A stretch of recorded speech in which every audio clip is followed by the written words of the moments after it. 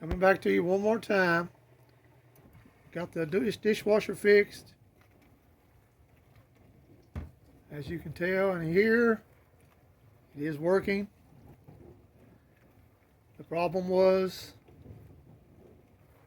the sensor, the overflow sensor.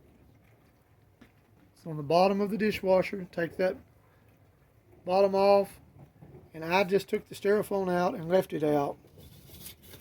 This little piece here, when it overflows, it floats up. The center hits a little tab, pushes it in, and the sensor kicks it off.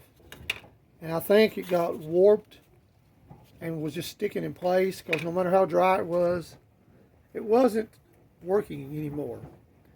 So I took it out. Everything's fine, thank the Lord. So,